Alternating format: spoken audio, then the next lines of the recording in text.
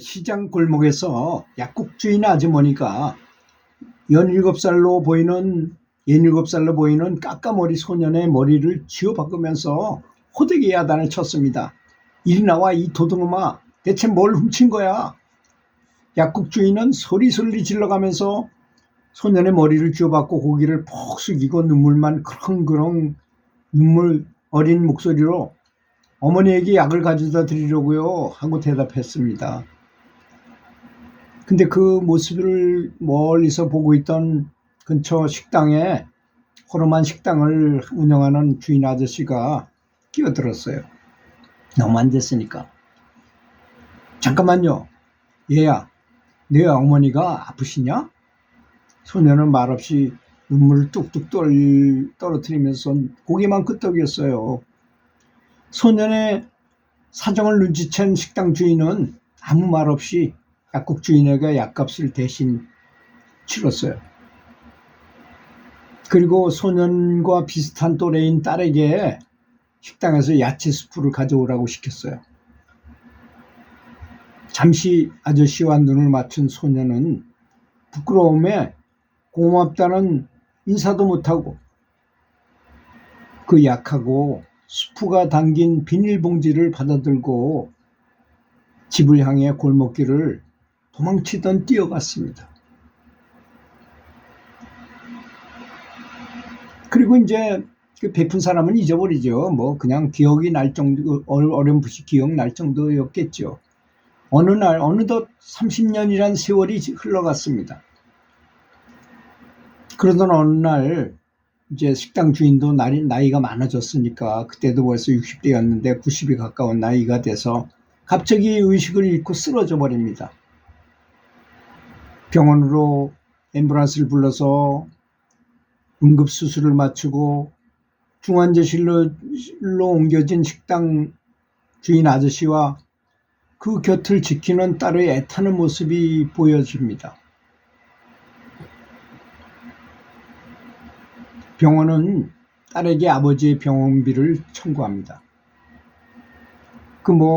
호름한 식당, 조그만 식당을 하면서 자식들 키우고 살아오면서 돈도 별로 없는데 우리나라 돈으로 환산을 해보니 무려 2,700만 원이라는 어마어마한 금액이 나왔어요. 쓰러져서 수술을 오랫동안 했기 때문에 많은 의사들이 참가해서 했기 때문에 아마 그런가 봅니다. 병원비를 마련해야 되는데 딸은 전전긍긍할 수밖에 없었어요. 그래서 결국 그 하던 식당을 큰 매물로 내놓을 수밖에 없게 되었어요. 그거밖에는 돈을 마련할 길이 없으니까. 다시 힘없이 병원으로 돌아온 딸은 아버지 침상 곁을 지키며 있다가 의자에 앉은 채로 잠이 들었어요. 그때 기적 같은 일이 일어났습니다. 병상 위에 놓여있던 병원비 청구서에 있는 금액이 누군가가 갚아서 영원으로 바뀌어져 있었던 것이었습니다. 그리고 청구서 그 바로 뒤에는 조그만 메모지 한 장이 붙어 있었습니다. 당신의 아버지의 병원비는 이미 30년 전에 지불됐습니다. 3통의 진통제와 맛있는 수프와 함께 안부를 전합니다.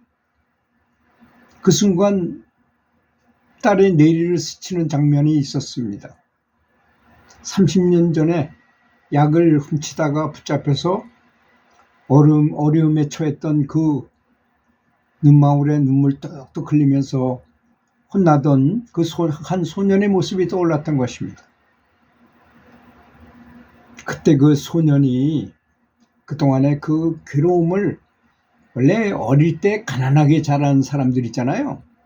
가난해서 자기가 가장 노릇을 해야 되고 이런 사람 일을 많이 해야 되고 하는 사람들이 똑똑합니다. 그래서 어릴 때 고생은 금을 주고도 못 산다는 그 표현이 딱 맞는 말입니다. 요즘 우리 아이들은 청소도 안 하게 하고 학교도 제가 교사를 해보니 요즘 학생, 우리 때는 청소하는 게 일이었잖아요. 가서 그 마루바닥을 기름 칠해가지고 막 이렇게 무릎 꿇고 앉아서 밀던 그 아름다운 광경이 지금은 다 사라졌어요.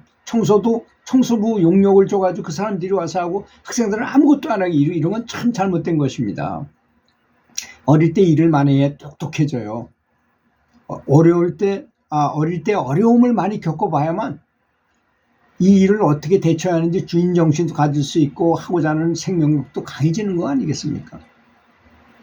그때 그 소년, 그 괴로움을 겪었던 그 소년이 어엿한 의사로 성장을 해가지고 바로 그 식당 주인 아저씨의 주치의를 맡고 있었던 것이었습니다.